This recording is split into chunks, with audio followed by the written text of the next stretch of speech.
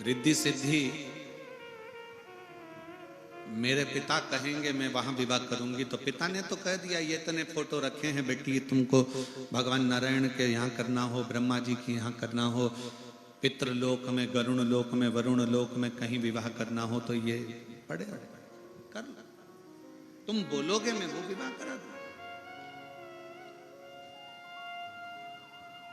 इसलिए मेरी बेटियों सबसे बड़ा दहेज है शिक्षा, एजुकेशन।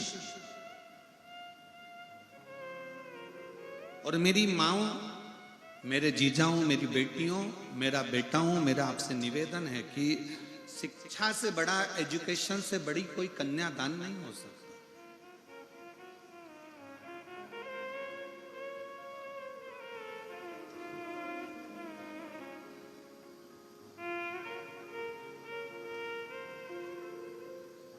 शिक्षा शिक्षा है।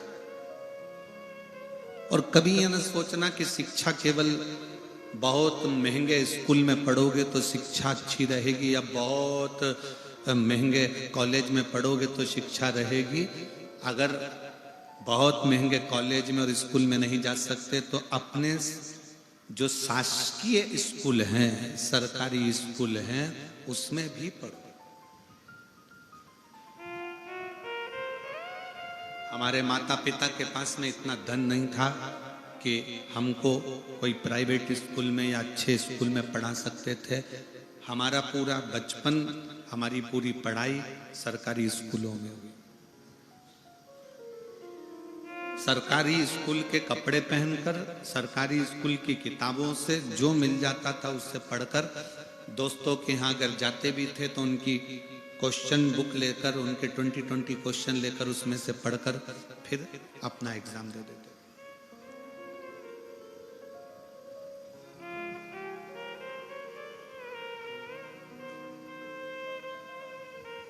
आज भारत के राष्ट्रपति के पद पर विराजमान राष्ट्रपति महोदय से भी अगर पूछा जाए कि तुम कौन से प्राइवेट स्कूल में पढ़ी हो, तो वो भी कह देती हैं मैं अपने गांव के सरकारी स्कूल में पढ़ी हूं और राष्ट्रपति पद पर बैठी।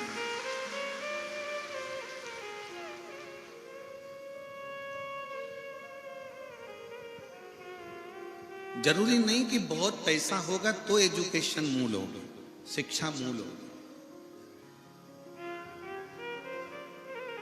4 इंजीनियर एक पाइप में एक तार डाल रहे थे। आड़ा टेढ़ा पाइप था, एकदम आड़ा टेढ़ा, उसमें तार कोना था। 4 इंजीनियर रोज मेहनत करते पर वो तार उसके अंदर नहीं जाता, क्योंकि वो पाइप आड़ा टेढ़ा था। एक किसान, इंजीनियरों ने बहुत ऊंचे ऊंचे कॉलेज से पढ़ा, पर वो किसान ने एक छोटे से सरकारी स्कूल में पढ़ा। रोज देख रहा था कि ये तार पाइप में नहीं जा रहा। 4 दिन से इंजीनियर लगे हैं, तो किसान गया, खेत पर जा रहा था धान बोने के लिए। उस किसान ने जाकर कहा क्या बात है? इंजीनियरों ने कहा तू गंवार, तू क्या जानता है, तू गांव में रहने वाला, फसल करने वाला, धान बोने वाला, तुझ में क्या कर, चल जा। उसने कहा हुआ क्या? तो एक इंजीनियर बोला इस पाइप में ये तार नहीं जा रहा है, हम 4 दिन से लगे हुए। तो किसान बोला उसमें क्या दिक्कत की बात है, मैं इसमें अब भी तार भेज देता हूं, ले भेज के बता। दूसरा इंजीनियर बोला गुस्से में कि हम 4 दिन से लगे, तेरे से कैसे चले जाए। किसान गया अपने खेत पर, एक चूहा पकड़ कर लाया, चूहे की पूंछ से तार को बांधा, पाइप में चूहे को छोड़ दिया, चूहा उधर निकल गया, तार निकल कर बाहर हो गया।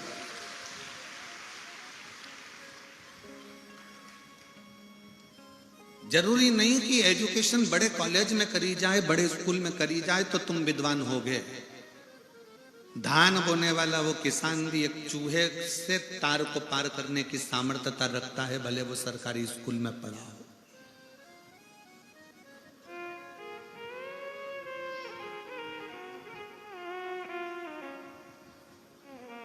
तीन माताएं कुएं पे से पानी भर रही थी। एक का बेटा निकला, बेटा निकल कर बोलता मम्मी बाय। उसमें से एक मां गर्व से पानी भरते भरते बोली ये मेरा बेटा है, इंग्लिश मीडियम स्कूल में पढ़ता है। दूसरा बेटा निकला, मम्मी हेलो माँ बाय। दूसरी ने कहा ये मेरा बेटा है, सीबीएसई कोर्स से पढ़ता है।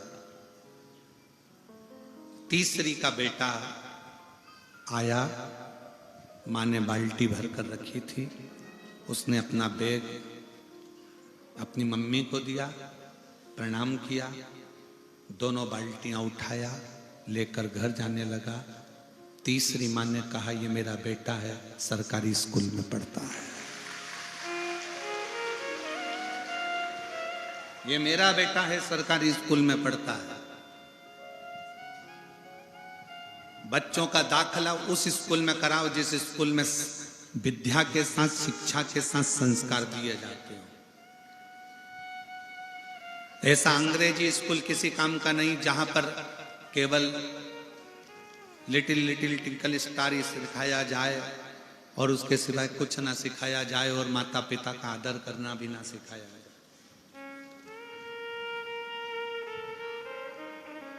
बेटों को लायक बनाओ, अपने बेटा बेटी को खूब पढ़ाओ, लायक बनाओ, पर इतना भी लायक मत बना देना कि बच्चे तुमको नालायक समझने लगे। पापा तुम्हें कुछ नहीं आता, मम्मी तुम क्या जानती हो, पापा तुम क्या जानते हो। बच्चों को लायक बनाना, पर इतना लायक मत बना देना कि बच्चे तुमको नालायक समझने लगे।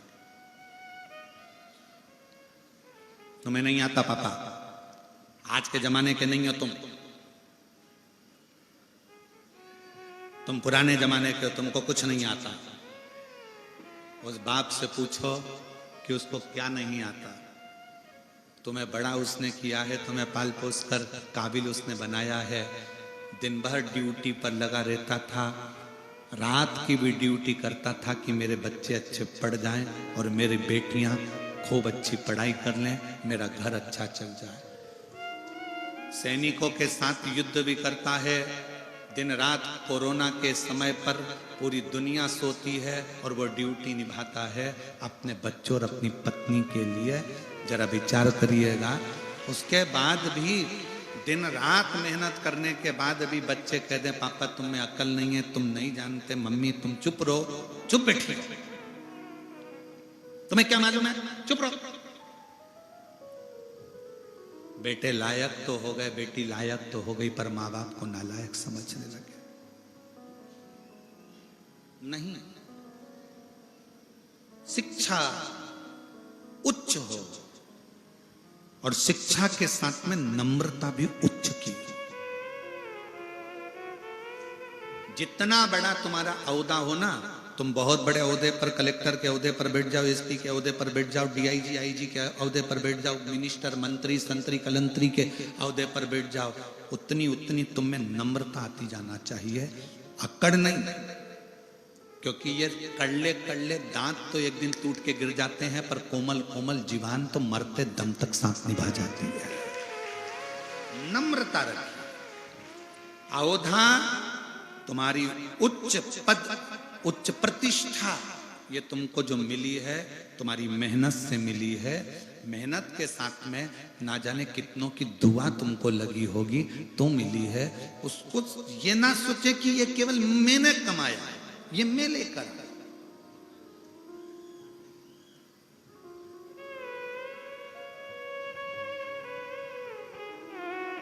मां प्रथम शिक्षक है, मां प्रथम गुरु है, पिता द्वितीय गुरु है, पढ़ाने वाला टीचर तृतीय गुरु है, और तुम्हें मार्ग दिखाने वाला चौथा गुरु कोई सदगुरु है जिससे तुम गुरु दीक्षा लो।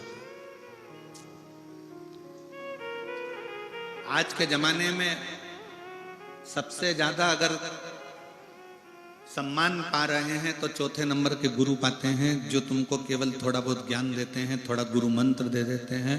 बड़े बड़े सिंहासन पे, चांदी के सोने के सिंहासन पर बैठ जाएंगे, खूब ज्ञान देंगे, और उनके अंदर क्या भरा पड़ा है, अंदर कितना मेल भरा पड़ा है, ये किसी को नहीं मालूम। आपने अपने माँ को छोड़ दिया, उसके चक्कर में अपने पिता का सम्मान करना बंद कर दिया, उसके चक्कर में अपने शिक्षक का सम्मान करना बंद कर दिया, उसके चक्कर में।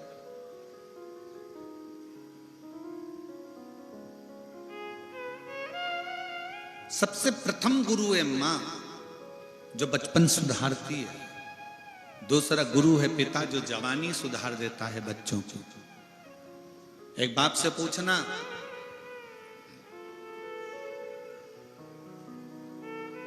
हमें एक पिता की एक बात स्मरण में आ गई।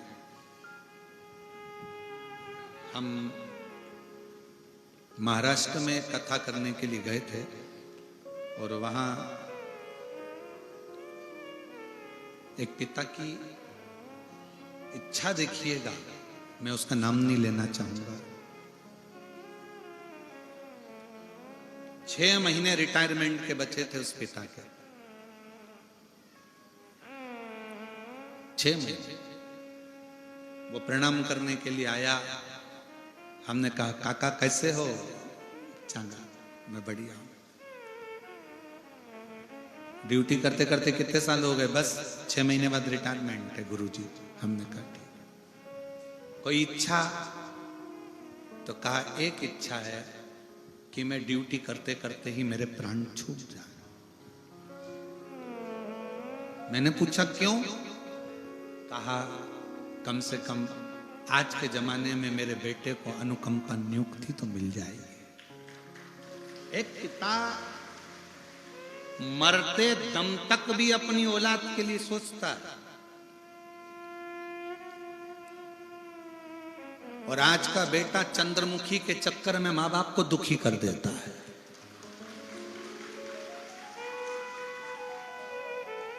उसको यह नहीं मालूम कि चंद्रमुखी के चक्कर में खुद भी दुखी है। जब चंद्रमुखी तेरे मां बाप को दुखी कर सकती है तो तुझे ना दुखी करेगी। उसका नाम चंद्रमुखी है, तुझे सूरजमुखी ना कर दे तो बात है। एक बाप अपनी पूरी जिंदगी अपने बच्चों के लिए दुकान बढ़ाऊंगा, बच्चों के काम आएगा, व्यापार बढ़ाऊंगा, बच्चों के काम आएगा, घर बड़ा बनाऊंगा, बच्चों के काम आएगा, बहुत कुछ मेरी औलादों के लिए जमीन, धान, फसल, खेती सब बच्चों के लिए। खुद क्या करता है? बेटे एप्पल का मोबाइल चला रहे हैं और बाप कमाने वाला जो दुकान पर व्यापार में 24 घंटा लगा रहता है वो कीपैड चला रहा है, छोटा सा। बेटे ने कहा पापा मुझे लैपटॉप। आओ बेटा। बेटे ने कहा पापा मुझे ऐसा। बाप का चश्मे की डंडी भी टूट गई है तो उस डंडी में भी वो ऑफिस से आने के बाद उसमें पिन घुसेड़ के उसको सही करने का प्रयास कर रहा है कि इसमें 15 रुपए लग जाएंगे, 15 रुपए बचाने का प्रयास करता है बाप। और बेटा वो 15 रुपए क्या 50 रुपए का पाउच खरीदता है, हाथ में मलता है, दोस्तों के साथ गप्पे मारा के खा पी के वो चले जाता है गुटखा। बाप स्क्रू से चश्मे की डंडी को जोड़ रहा है।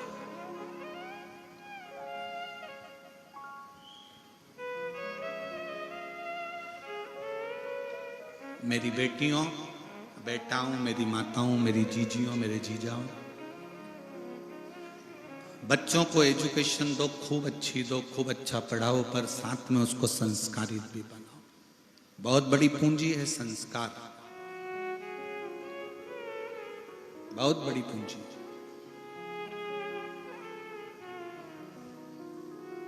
और इस कोकपुर कांकेर क्षेत्र में हमको बहुत अच्छा लगा।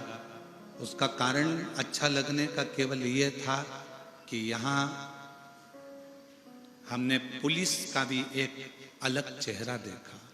यहाँ की पुलिस का एक अलग चेहरा देखा। यहाँ की पुलिस का एक चेहरा ऐसा देखा कि इस कोकपुर कांकेर की पुलिस रात्रि के समय पर जो लोग पैदल आ रहे थे और कोई लोग गाड़ी से जा रहे थे, तो इस कांकेर कोकपुर की पुलिस ने गाड़ी वालों को रोक के थोड़ी देर रखा और जो पैदल आ रहे थे उनकी गाड़ी में उन पैदल चलने वालों को बिठाकर कथा स्थल तक पहुंचा।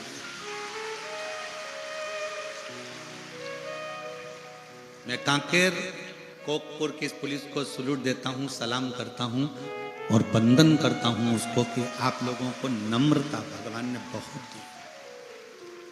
अपने पद के साथ में अपनी दिल की नम्रता को गंवाया नहीं आप लोगों ने। और दूसरी जगह का होता तो सोचते कि इतनी भीड़ है, लाखों की जनता है, पंडाल भरे पड़े हैं, टेंट भरे पड़े हुए हैं, रात भर लोग आ रहे हैं, लोग घबरा कर कह देते चलो जाने दो, जो होगा देखा जाएगा, अच्छा है जंगल में जाए तो अच्छी बात है। पर नहीं, यहाँ की पुलिस ने, यहाँ के लोगों ने गाड़ी को रुकवा कर जो पैदल आ रहे थे उनसे कहा इनको बिठाओ। उस गाड़ी में पहले से लोग भरे हैं तो भी उसमें एडजस्ट करा कर बिठा कर उनको इस कथा स्थल तक भेजा कि किसी को कष्ट ना हो और वो आराम से कथा स्थल तक। ये चेहरा लोगों को प्रेरणा देता है कि आपके अंदर भी एक दिल धड़कता है।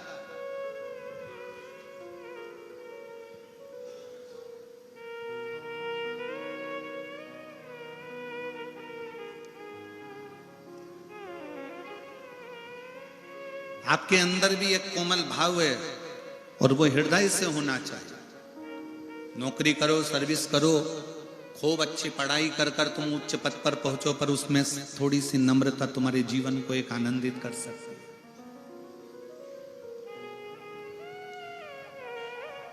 सुख है।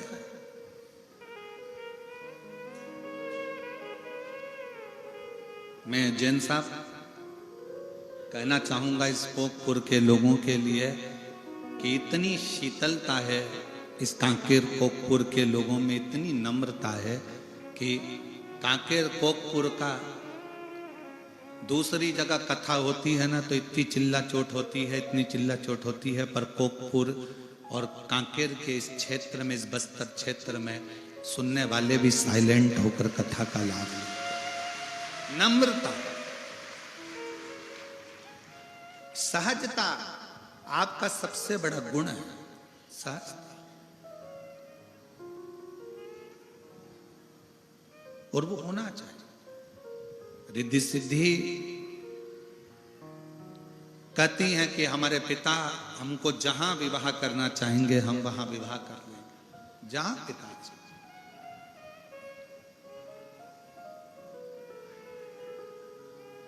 जैसा पिता चाहें वैसा हम विवाह करने को तैयार, मना नहीं है। आज पिता की मर्यादा को भी लोगों ने तार तार कर दिया, पिता और माता की मर्यादा को भी ले जाकर उन्होंने चूल्हे में डाल दिया। आज की बेटियां, आज के बेटे रील बनाने के चक्कर में अपना खुद का रोल बिगाड़ चुके हैं। इतनी अश्लील रीलों का निर्माण कर रहे हैं और ये नहीं सोच रहे कि हमारे परिवार की गति क्या है, हमारे परिवार की गति क्या है।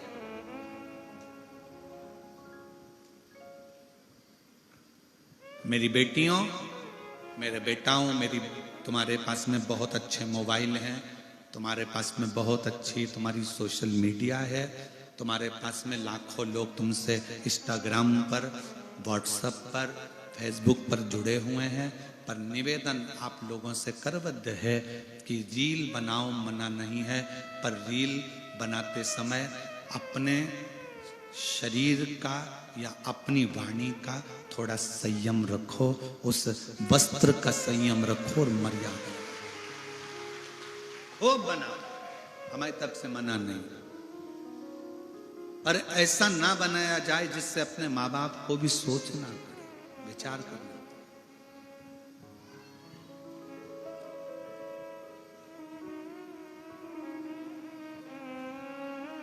बहुत सावधानी रखिए। एक छोटा सा मैसेज आता है मोबाइल पर, आपसे ओटीपी पूछी जाती है, पूछते से ही फिर पूछा जाएगा आप यहां हो। आजकल सोशल मीडिया के माध्यम से कई लोग नकली पुलिस बनकर तुमको डराने का प्रयास करते हैं। तुम्हारा बेटा ने ये काम कर दिया है, वो बंद हो गया है, 5 लाख रुपए डलवाओ, हमने तुम्हें अकाउंट में भेजे हैं, हम इस थाने से थानेदार बोल रहे हैं, हम इस चौकी से बोल रहे हैं। किसी भी फोन पर, किसी भी मैसेज पर ध्यान मत देना। कोई कितनी भी धमकी दे दे कि तुम्हारा लड़का यहां बंद है, तुम्हें 2 लाख की यहां डालना पड़ेगा तो हम छोड़ देंगे, तुम्हारा लड़का यहां फंस गया, तुम्हारी लड़की इस केस में फंस गई, सोशल मीडिया पे उसको किडनैप कर लिया गया, ये कर लिया गया, वो कर लिया गया, किसी के कहने में मत। कोई तुमसे कहे ये ओटीपी दे दो, मालूम पड़े तुम्हारा पूरा पैसा तुम्हारे बैंक में रखा हुआ, तुम्हारी 1-1 रुपए की पूंजी पूरी चली जाए, पूरी चली जाए। एक बूढ़ी मां राजस्थान का एक स्कूल में चपरासी की नौकरी करती, आंख से थोड़ी सी उसको तकलीफ थी, मोतियाबिंद आदि था, तो एक आंख से देखती थी, दूसरी आंख से उसको तकलीफ थी, दूसरी आंख से उसको तकलीफ। और वो बूढ़ी मां नौकरी करती, पैसा आता, डलवा देती। उसके पति की जगह पर उसकी नौकरी लगी थी, तो वो पढ़ी लिखी नहीं थी, बहुत नाके बराबर। छोटा सा मोबाइल आ गया और बूढ़ी माँ ने अपना पैसा इकट्ठा कर कर कर जो बैंक में उसकी तनख्वाह रखी थी, किसी ने उससे मैसेज करा, उससे ओटीपी पूछी और उसने वो ओटीपी बताई, उसका बैंक पूरा खाली हो गया। इतनी रोई कि मेरी जिंदगी की पूरी पूंजी चली गई। 4 लड़कियां उसकी, चारों विवाह के लायक, शादी पक्की हो गई थी, पैसा रखा था, तो सम्मेलन में शादी करने वाली थी, पर उसमें भी थोड़ा थोड़ा पैसा उसका जमा होना था। सम्मेलन में एक फॉर्म भरना था जिसमें 5-5 हजार रुपए या 10-10 हजार रुपए सम्मेलन में जमा होना था। उसके पास वो 10-10 हजार भी नहीं थे। 4-5 जगह गई, कोई ने उसकी मदद नहीं करी। तब उसने टीवी पर कथा सुन रखी थी, सीहोर पहुंच गई और मैं राजस्थान से हूं, मेरा ये नाम है और ऐसा ऐसा है, बेटियों की शादी करना है। कुछ समिति से फोन आया, ऐसा ऐसा प्रसंग है। समिति ने निर्णय लेकर चारों बेटियों के फॉर्म जमा करवाए, पैसे जमा करवाए, सम्मेलन में जाकर बात कराकर चारों बेटियों का विवाह करवाया। मां ने कहा कि मेरे से बस केवल ओटीपी पूछा गया, मेरे मैसेज आया और मैंने मैसेज पर बताया और मेरा पूरा पैसा चले, पूरा चल गया। थोड़ी सावधानी, प्रशासन तो अपनी जगह पर है जो आपको सावधान करता रहता है, पर थोड़ी सावधानी अपनी भी होना चाहिए, बहुत जरूरी। रिद्धि सिद्धि, आपके पिता के कहने पर आप विवाह नहीं करोगे? हाँ, हमारा पिता ही कहेगा हम तो वही करेंगे। इतने फोटो आए हैं, कौन सा फोटो में लड़का पसंद आया उससे विवाह कर लो। सबको देखा, इंद्र के पुत्र जयंत का भी आया, नारायण भगवान के यहाँ से भी आया, ब्रह्मा जी के मानस पुत्रों का भी आया, पाताल लोक से भी आया, पितृलोक से भी आया, परंतु आखिरी में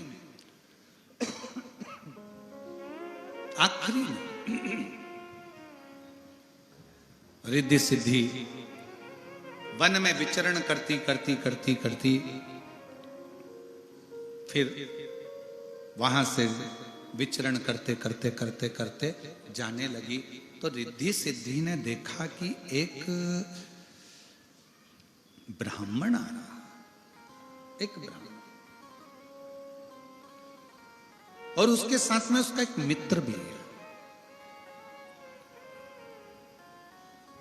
दोनों गुरुकुल से पढ़कर आए।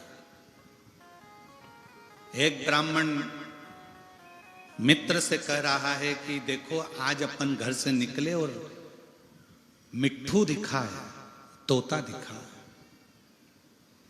हाँ, गुरुजी ने कहा था जब तोता दिखे सुबह से तो समझ लेना कि आज मीठा खाने को मिलेगा।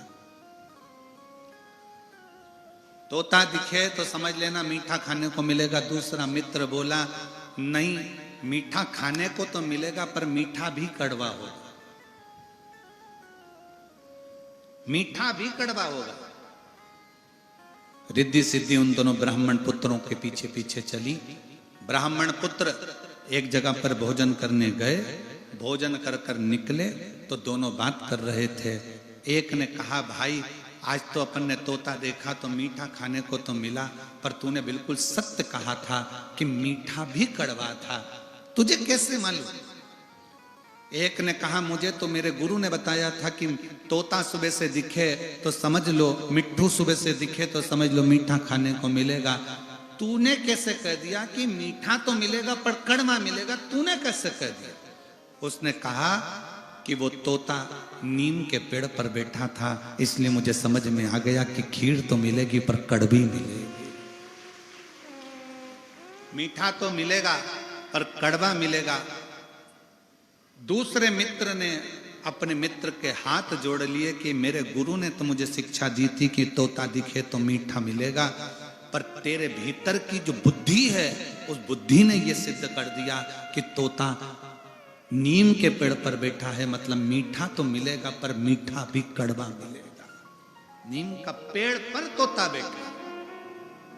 तब रिद्धि सिद्धि ने विचार कर लिया कि अब पक्का निर्णय है कि लड़का चाहे कितना भी सुंदर हो उससे मतलब नहीं, लड़के के पास कितने भी पेट्रोल पंप हो उससे मतलब नहीं, लड़के के कितने भी बंगले हो उससे मतलब नहीं, लड़का बुद्धि से विद्वान होना चाहिए। गणेश जी को क्या कहा जाता है? किसके देव हैं वो?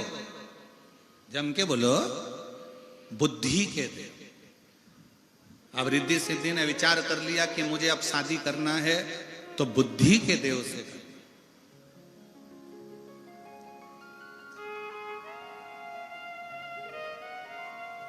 बुद्धि का देव हो,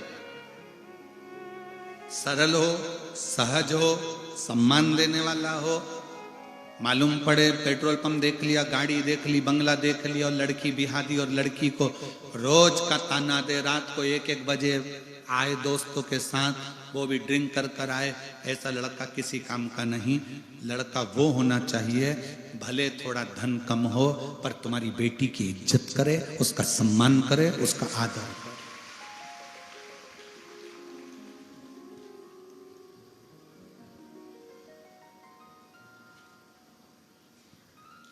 भोजन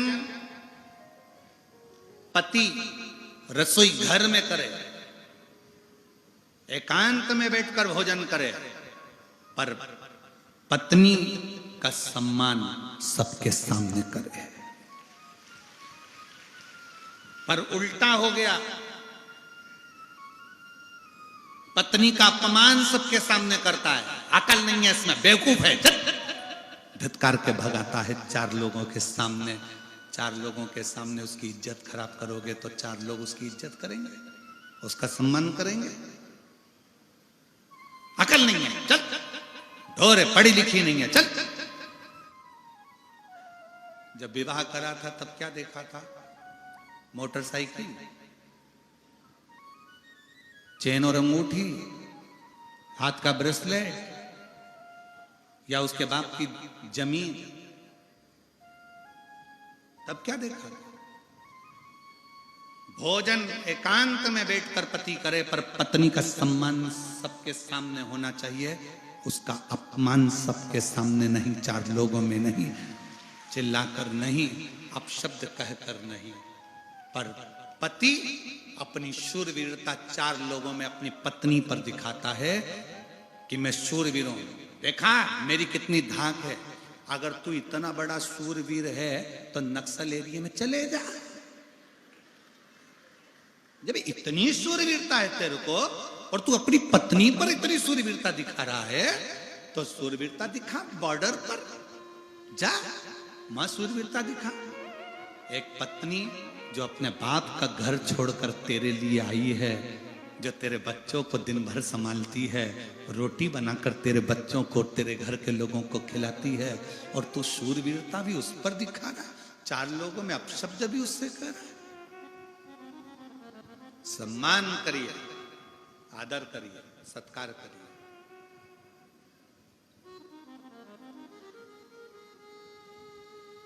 जिस घर में स्त्रियां ज्यादा रोती हैं ना, उस घर का विकास कभी नहीं हो सकता, क्योंकि दिल के अरमा आंसुओं में बह गए और अच्छे अच्छे सूरवीर पानी में डह गए। इसलिए सावधान इंडिया, सावधान कोकपुर कांकेर, सावधानी रखिए, सम्मान दीजिए सबके सामने, इज्जत करिए सबके सामने, डांटना है तो एकांत में जाइए। अरे रामचरितमानस से सीखो, कैकेयी जी को गुस्सा आया तो सबके सामने चिल्ला के बोली क्या? अरे बोलो तो जम के। कैकेयी जी को गुस्सा आया तो कहां गई थी? अरे अच्छे से बोलो जम के, कोप भवन।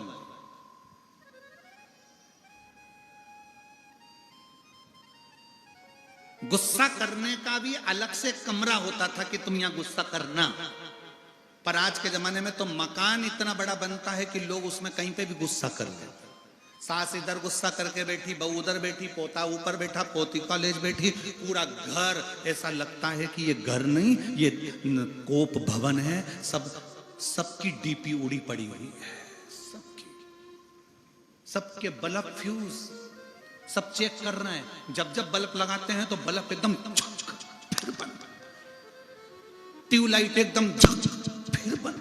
उसी तरह घर में जब सब इकट्ठे होते हैं थोड़ी थोड़ी देर में पति चिल्ला कर बोलता है, फिर बेटी चिल्लाएगी, फिर बेटा चिल्लाएगा, फिर सब फ्यूज बल्ब।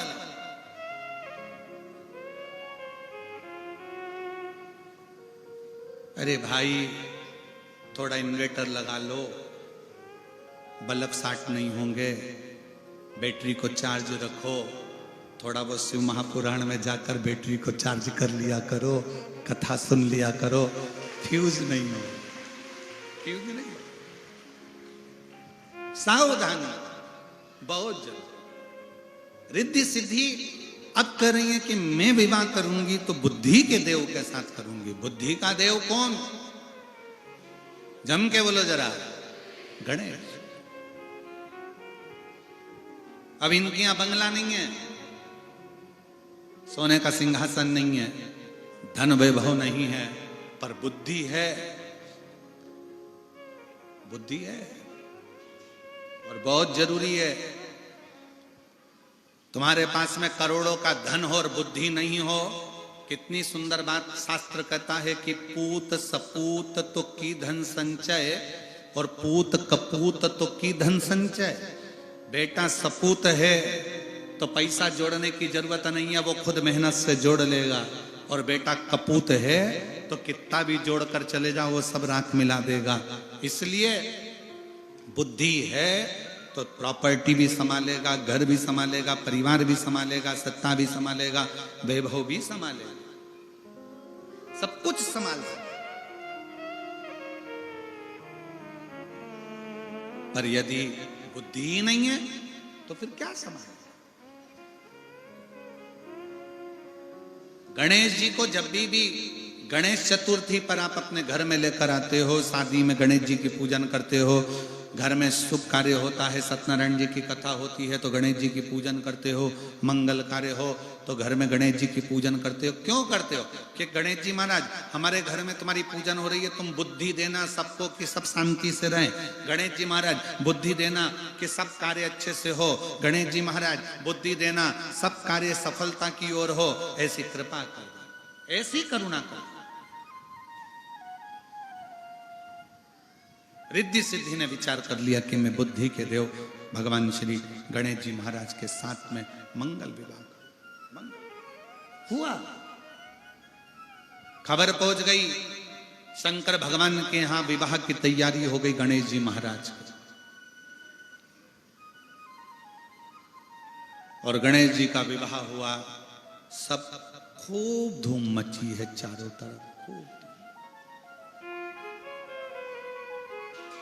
अब मां का वात्सल्य कितना प्रबल है, कितना। पार्वती जी गणेश जी को सुंदर सेहरा बांधती हैं और गणेश जी महाराज की नजर उतारती हैं। पार्वती जी गणेश जी की नजर, बहुत ध्यान देना। बचपन में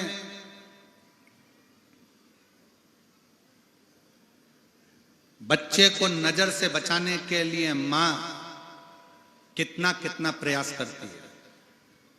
मिर्ची लाएगी, नमक लाएगी, उसके ऊपर से उतार के चूल्हे में झोंक आएगी, भले पड़ोसी को मिर्ची की दांत लग लग के मर जाए। मां है। बच्चे को नजर से बचाने का कितना कितना प्रयास करती है एक मां। बोलो री जीजियो, सही बात है कि गलत बात है? जम के बोलो जरा, सही है। एक मां अपने बच्चे को नजर से बचाने का अथक प्रयास करती है। मेरी माँओं से निवेदन है, बच्चे को बचपन में जैसे तुम नजर से बचाते हो, उसी तरह जवानी में बच्चों को बुरी आदत से भी तुम्हें बचाना है।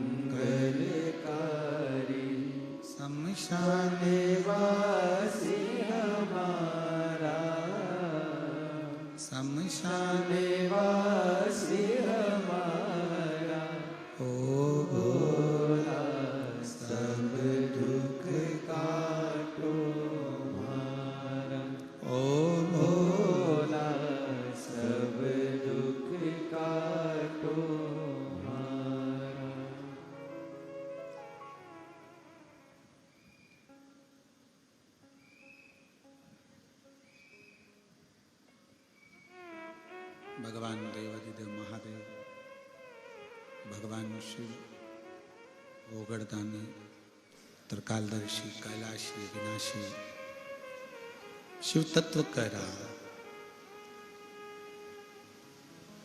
पार्वती जी भगवान श्री गणेश जी महाराज की नजर उतारती। बचपन में जैसे बच्चों को नजर से बचाते हो, जवानी में बच्चों को बुरी आदत से बचाओ।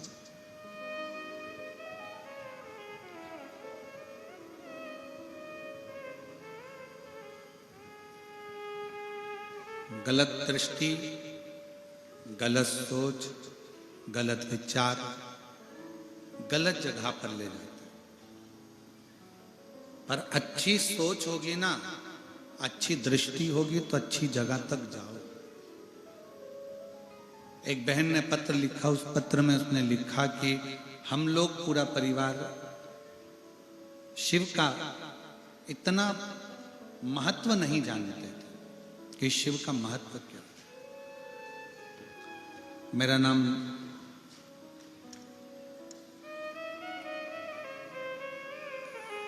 क्या लिखा है, खीभान सिंह, पढ़कर बताओ जरा क्या लिखा है। खीभान है, किसी बान है।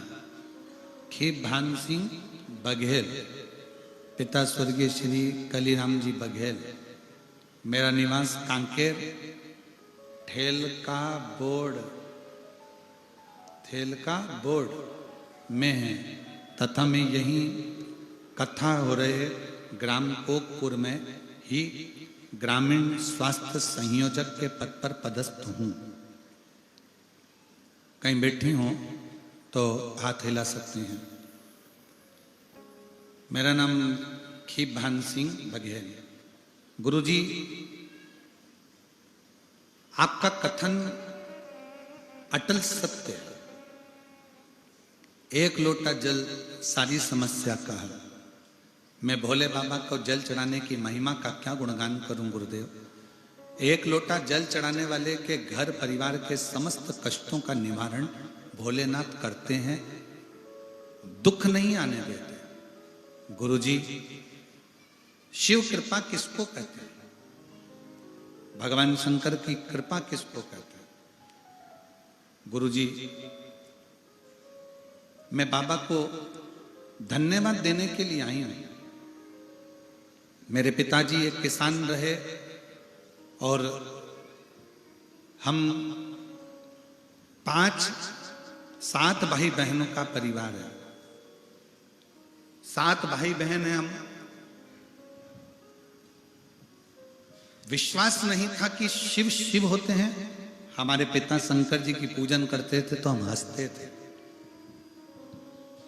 पिताजी को कहते थे, क्यों ये शंकर जी का शिवलिंग लिया है, क्यों इसकी पूजन करते हो, इससे कुछ मिलेगा क्या? हमारे पिताजी हमसे कहते थे कि एक दिन ऐसा आएगा कि तुम शंकर की पूजन करोगे और उसका फल तुम्हें मिलेगा जरूर।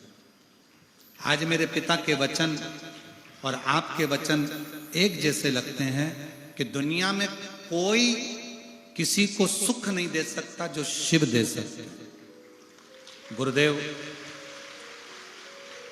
हम 7 भाई बहन ने शंकर जी के मंदिर में आपके कहने पर पिता के बतलाए मार्ग के अनुसार जल चढ़ाना प्रारंभ करा। हम सबने मांगा कि अगर बाबा तू सच्चा है तो हम सबकी सरकारी नौकरी लगना चाहिए। अब गुरुजी, पूरे लोग हंसते थे, क्या 7 भाई बहन की सरकारी नौकरी लग सकती है क्या? भूतो न भविष्य। फिर भी हमने शंकर का दरवाजा नहीं छोड़ा।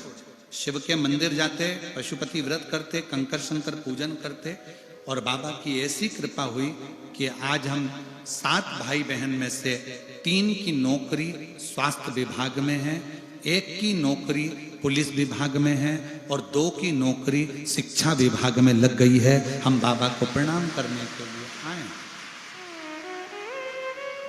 हम बाबा को नमन करते हैं। कहीं बैठे हो। मेरा नाम खीभान सिंह बघेल, पिता स्वर्गीय श्री कालीराम जी बघेल।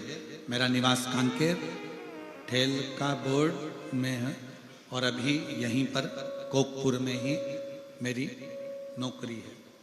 शिव किसको कहते हैं?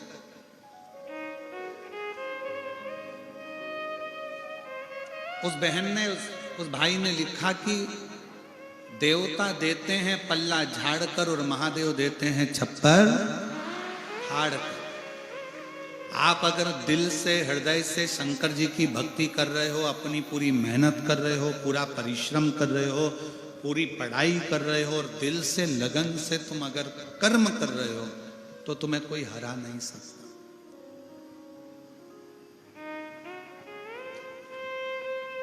कोई नहीं हरा सकता। अपनी लगन और अपनी मेहनत। हम फिर निवेदन करेंगे, अपने 300, 400, 500 किलोमीटर के एरिया में कभी शिव महापुराण की कथा हो, कुबेरेश्वर बाबा सीहोर से कहीं इस शिव पोथी को लेकर आ जाए तो प्रयास करना कि पंडाल में 1 दिन, 2 दिन, 5 दिन, 7 दिन जरूर सुनना। उसका फल बाबा देता जरूर है, देता। कभी बाबा आपको इस लायक बनाए कि जैसे देव कुमार जी जैन कथा करा रहे हैं, ऐसे कभी योग बने और अपने सब आनंद के साथ बाबा से प्रार्थना करना कि एक दिन मुझे भी इस लायक बनाना कि मैं भी शिव पुराण की कथा अपने क्षेत्र में करा सकूं। कई लोग ऐसे भी होते हैं कि इतना अरेंजमेंट नहीं कर पाते हैं, इतनी व्यवस्थाएं नहीं कर पाते हैं, सोचते हैं कि हम सम्मिलित होकर करें। हमारा निवेदन है, प्रयाग में 10 तारीख से 16 तारीख तक शिव महापुराण की कथा होने जा रही है। एक वो मोबाइल नंबर है आशीष के पास। 10 तारीख से 16 तारीख तक शिव महापुराण की कथा प्रयाग में होने जा रही है। जिनके अंदर यजमान बनने का भाव हो कि भाई हमको वहाँ कथा के यजमान बनना है, हमारे पास इतना तो नहीं, फिर भी बाबा के अनुसार जिसकी जिसकी जैसी सामर्थ्यता के अनुसार यजमान पद अगर कोई ग्रहण करना चाहते हैं वो भी इसलिए कि कई लोगों के फोन आए कि सीहोर की गुरुजी हमें प्रयाग में यजमान बनना है, कब लोग योग लगेगा, 144 साल बाद हम जिए कि ना जिए, कम से कम हम वहाँ शिव पुराण के यजमान तो बन जाएंगे। तो उनके लिए एक नंबर हम दिए दे रहे हैं, उस नंबर पर आप यजमान ग्रहण करने के लिए आप संपर्क कर लेना। और जिनको यजमान बनना है वहाँ पर आकर त्रिवेणी के घाट पर माँ 21 नंबर सेक्टर और पीपा पुल नंबर 1, ऐसे माँ त्रिवेणी गंगा यमुना सरस्वती बह रही है और उसी बीच में ये पवित्र शिव महापुराण की कथा पावन प्रांगण में होगी। उसका नंबर आप लोग नोट कर लें, 8821073039। ये जिसको भी यजमान पद ग्रहण करना है वो इस नंबर पर संपर्क कर सकते हैं। वापिस लिख लें 8821073039। इस पर आप संपर्क कर कर प्रयागराज में जो कथा हो रही है उसका यजमान पद ग्रहण कर सकते हैं जिसकी रुचि के अनुसार। कभी बाबा से प्रार्थना करो, जैसे इस बहन ने लिखा कि हम 7 बहन भाई हैं, पर हमने भी बाबा से शर्त रखी, क्या सबको नौकरी सरकारी मिल सकती है? क्या सबको सरकारी नौकरी प्राप्त हो सकती है? मेरा निवेदन है आपकी लगन, आपकी मेहनत। एक पत्र और है, देखिए,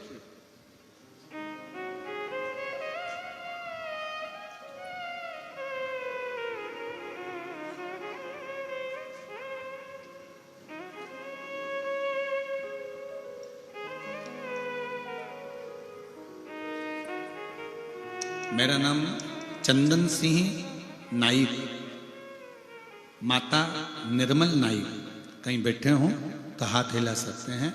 चंदन सिंह नाइक, माता निर्मल नाइक, ग्राम सोनाबाल, जिला कोंडागांव का निवासी हूँ।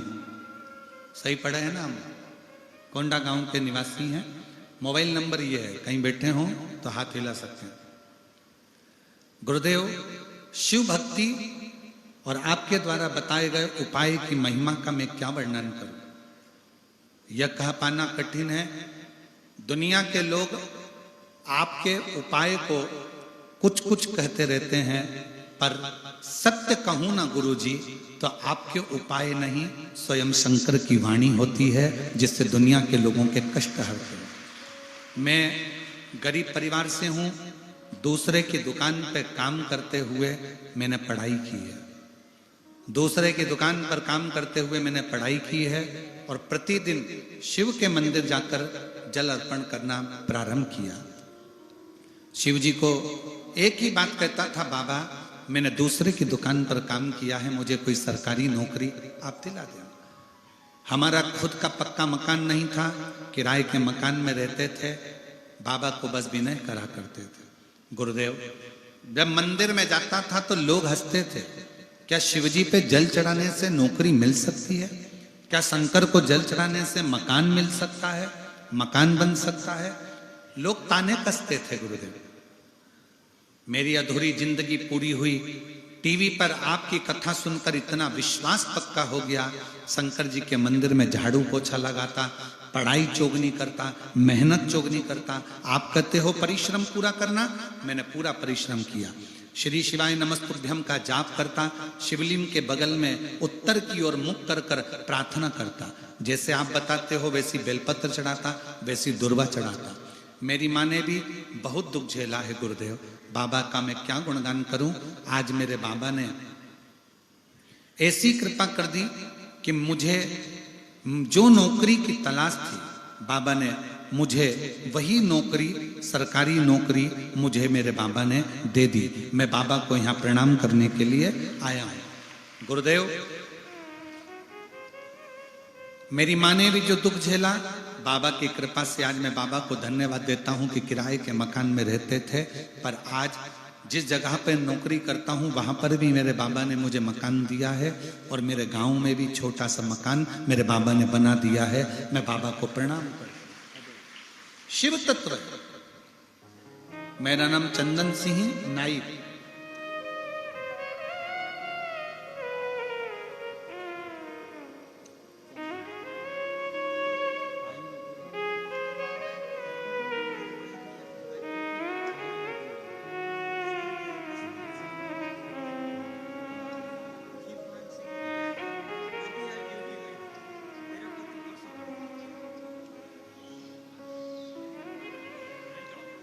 आप ही के भैया हैं चंदन सिंह नाइक, जिनका नौकरी लगा। एक बार जोरदार ताली बजाकर साधुवाद।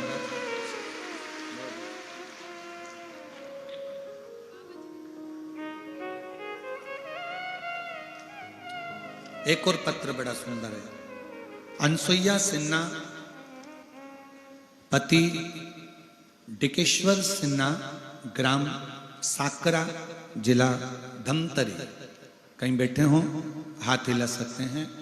अनसुईया सिन्हा पति डिकेश्वर सिन्हा, ग्राम साकरा, जिला धमतरी। मेरा पुत्र, आप ही हैं, आ जाइए बेलपत्र ले जाइए। मेरा पुत्र भानेंद्र सिन्हा विगत कई वर्षों से सरकारी नौकरी की तैयारी कर रहा था, पर कुछ भी अंकों से चूक जाता था।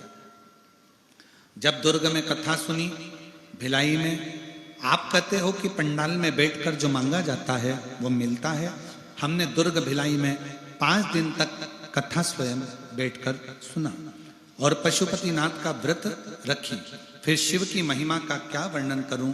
2024 में एक नहीं, बाबा ने मेरे बेटे को 3 नौकरियों का ऑफर दे दिया।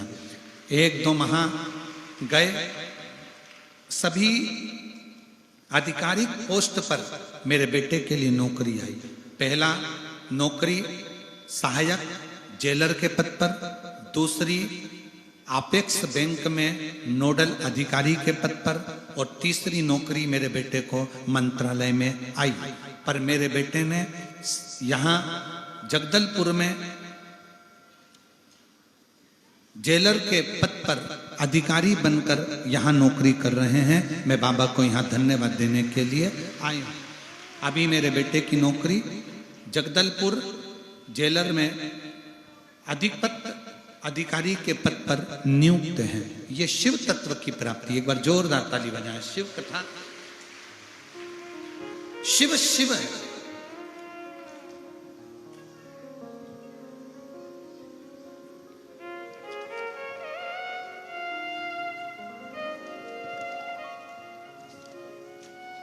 शंकर शंकर है, ओगड़दानी ओगड़दानी है। और मैंने तेरे ही भरोसे बाबा, तेरे ही भरोसे हवा बिच उड़ती जावांगी। बाबा डोर हतो छठी नामे मैं कटी जावांगी। भोले मैं तेरी पतंग, शंभो मैं तेरी पतंग, हवा बिच उड़ती जावांगी। बाबा डोर हतो छठी नामे मैं कटी जावांगी। भोले मैं तेरी पतंग, शंभो मैं तेरी पतंग, हवा बिच उड़ती जावांगी। बाबा डोर तो छड़ी नामे कटी जावांगी। जोरदार ताली बजाओ जिनके बेटे ने सुंदर नौकरी को ज्वाइनिंग किया। बहुत बहुत साधु होता है। शिव तत्व है।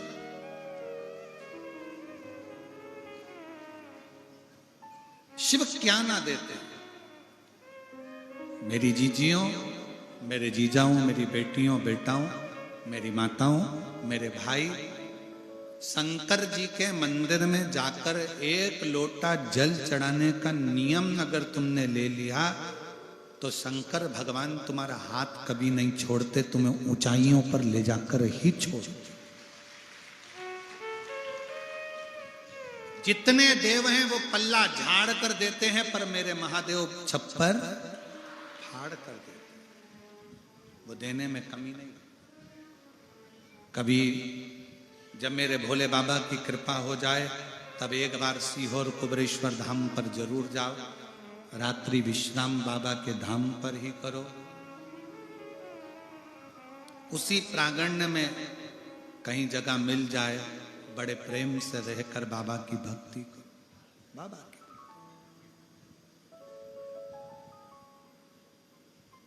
कुबेरेश्वर धाम जब आओ तुम सात दूर घूम घुमाने के बाद में आखिरी में बाबा के दरवाजे पर पहुंचते हो तो वहां से सीधे अपने घर की ओर आया करो, बाबा से प्रार्थना करो, घर की निवेदन करो।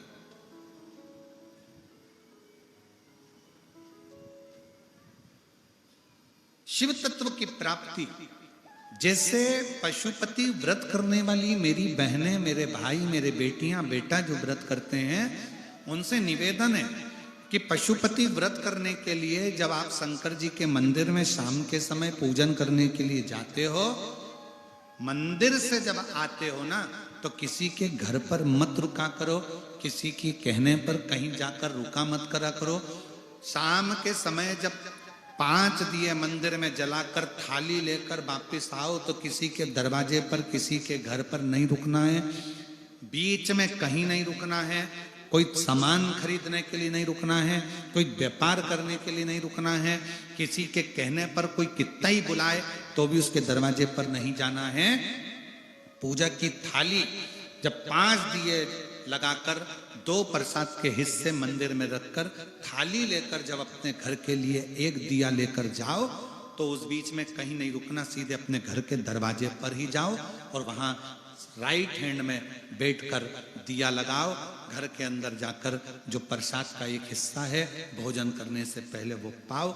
इसको पशुपति व्रत करते। कई माताओं की आदत रहती है, मंदिर से आते आते इसने रोक लिया, वहां बात करने खड़ी हो गई, उसने रोक लिया, वहां बात करने खड़े हो गए, सहेली साथ में गई थी तो उससे बात करने खड़े हो गए, उसके दरवाजे पर चले गए, किसी ने कह दिया काकी इधर आओ, उसके दरवाजे पर पहुंच गए। अपने पूजन की थाली लेकर जब पशुपति व्रत कर कर शाम को पूजन कर कर वापिस आओ, तब दिया एक और प्रसाद का हिस्सा जब लेकर आओ तो अपने घर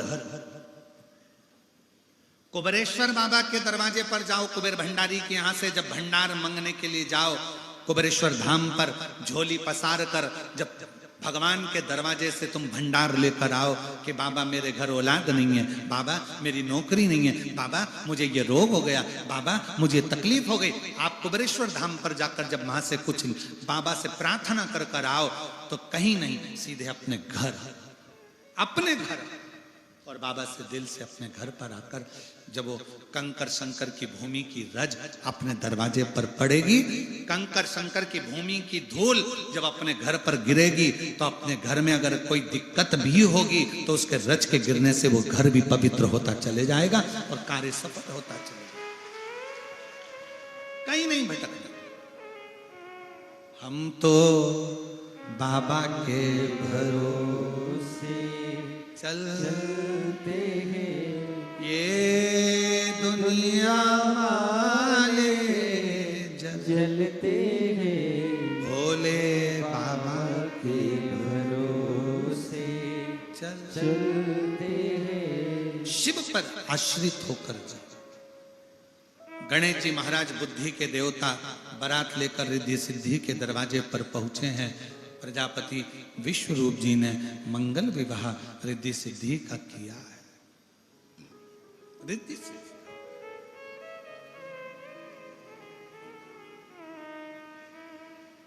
अब स्टेज प्रोग्राम प्रारंभ हुआ। तुम्हारे यहां होता है? जम के तो बोलो जरा। तुम्हारे इधर कांकेर में कोकपुर में स्टेज प्रोग्राम होता है? दुल्हन सिर पे पल्लू लेके माला लेके धीरे धीरे उसकी सखियां उसका लहंगा पकड़ के, उसकी सहेलियां जो होती है ना इधर उधर वाली, जो उसका लहंगा पकड़ के चलती है और वो माला लेके चलती है स्टेज पर। समझ में ये नहीं आता, उससे उसका लहंगा नहीं संभल रहा तो घर कैसे संभालेगी?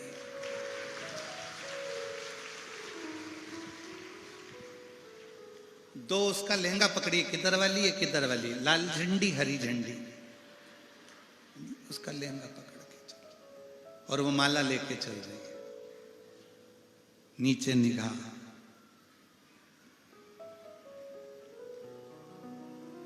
इधर वाली बोल रही है थोड़ा जल्दी चल, इधर वाली बोली धीमा चल, हरी झंडी लाल झंडी है ना, थोड़ा धीमा।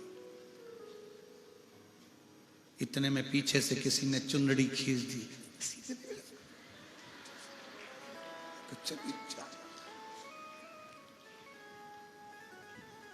अमरकंटक एक्सप्रेस की तरह चली जा रही।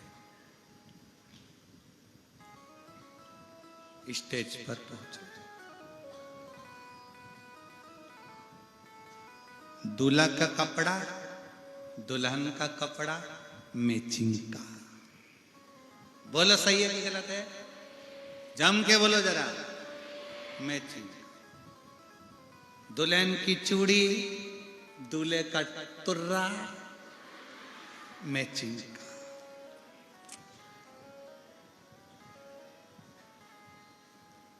दुल्हन की चप्पल, दूल्हे का जूता, बोलते जाओ, मैचिंग का। दूल्हे की घड़ी, दुल्हन की घड़ी मैचिंग की। मेरा निवेदन है, लोग पार्टी में जाते हैं तो मैचिंग के कपड़े पहनते हैं, शादी में मैचिंग के कपड़े पहनते हैं, बहुत मैचिंग का ध्यान रखते हैं। मेरा निवेदन है, कपड़ों की मैचिंग से ज्यादा दिल की मैचिंग करिए। दिल की मैचिंग। कपड़ों की मैचिंग से घर में सुख नहीं आएगा, पर दिल की अगर मैचिंग हो गई, गरीबी में भी सुख का आनंद आएगा। दिल की मैचिंग। हम कपड़े की मैचिंग में पूरा समय निकाल दिया। पति पत्नी दोनों घूमने जा रहे थे, मौसी के घर शादी में, पति ने कहा कपड़े मैंने रख दिए। पति ने पूछा कौन कौन सा? मैंने नीले कलर की साड़ी, पहले दिन के लिए तुम्हारे लिए नीला कलर का कोट, रिसेप्शन में पहनेंगे लाल कलर की, मैंने तुम्हारे लिए लाल कलर की शेरवानी। अब कपड़े की मैचिंग तो कर रहे हो, पर मालूम पड़ा मौसी के घर की शादी में जरा सा पति किसी से मुस्कुराकर बोल लिया, इतने में तो पत्नी लाल छड़ी मैदान खड़ी, खूब लड़ी, खूब लड़ी, खूब लड़ी।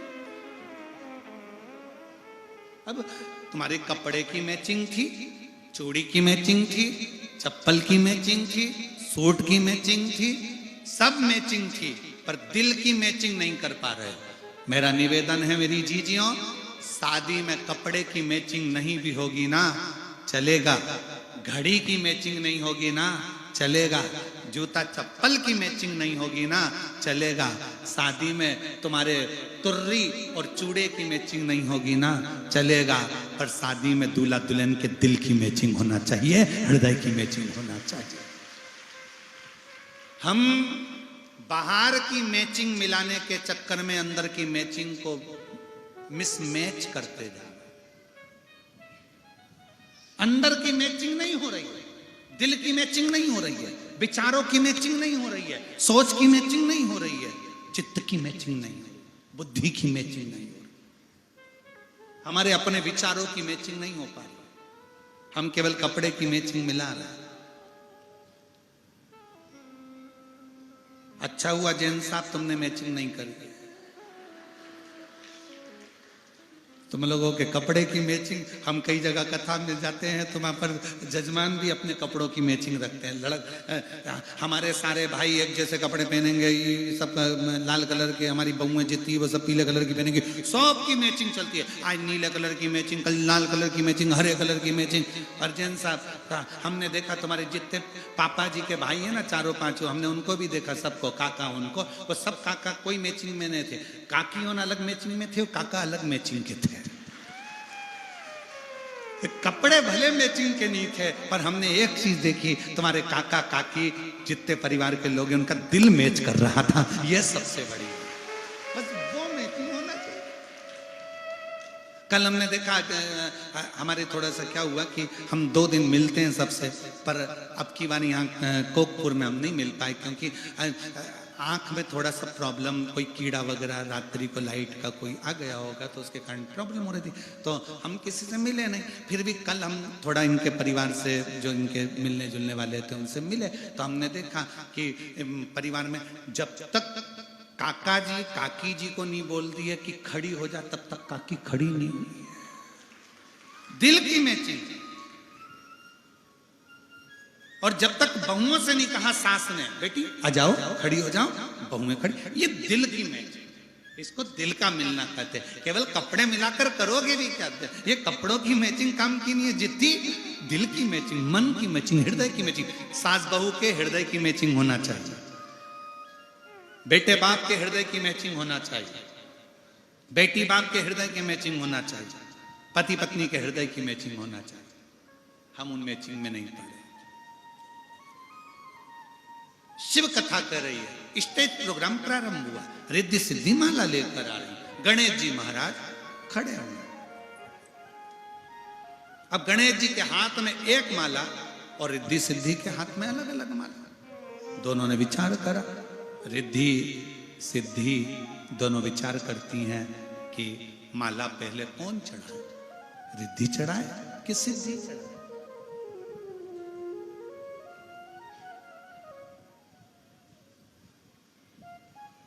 पहले माला कौन चढ़ाए? तब दोनों गणेश जी महाराज के सामने खड़ी हो गई, दोनों खड़ी, दोनों।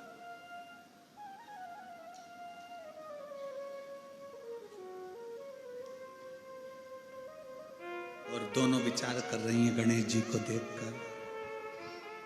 गणेश जी की हाइट तो छोटी है, तोन जम के बोलो मोटी है, शीश मोटा। वो कहते ना, गणेश जी हमारे छोटे से नाटे से मोटे से तोंद बड़ी बड़ी हो, गणेश जी छोटे से मोटे से नाटे से, छोटे से मोटे से नाटे से, सूंड उनकी बड़ी, गणेश जी छोटे से। गणेश जी महाराज छोटे, पहना है माला तो कैसे?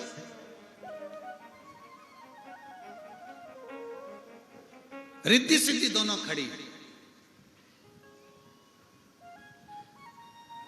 रिद्धि सिद्धि से बोली तू पहले चढ़ा दे, सिद्धि रिद्धि से बोली पहले तू चढ़ा दे, तू चढ़ा दे। इतने में नीचे से मूसक देव आए, गणेश जी के चूहा, चूहा। और नीचे से आके मूसक देव जैसे ही आ रहे थे, दोनों को घबराहट हो गई चूहे को देख के। तुरंत दोनों ने मिलकर गणेश जी को माला पहना दी, दोनों ने मिलकर। गणेश जी प्रसन्न होकर एक माला रिद्धि सिद्धि के गले में दोनों को पहनाई। दोनों ने वही माला, हमारा सर्वस्व हमारे स्वामी का है, वो माला श्री गणेश जी महाराज को पहनाई। गणेश जी भावर हो रही है रिद्धि सिद्धि और गणेश जी। श्री गणपति जी के संग पढ़न लागी, हरे हरे पढ़न लागी भावरिया। श्री गणपति जी के संग पढ़न लागी, हरे हरे पढ़न लागी भावरिया। श्री गणपति जी पढ़ने लागी, हरे हरे पढ़ने लागी भावरिया। श्री गणपति जी के संग भगवान गणेश जी महाराज की भावर पड़ रही है, रिद्धि सिद्धि की भावर पड़ रही है। सुंदर शुभ सकून मंगल आनंद।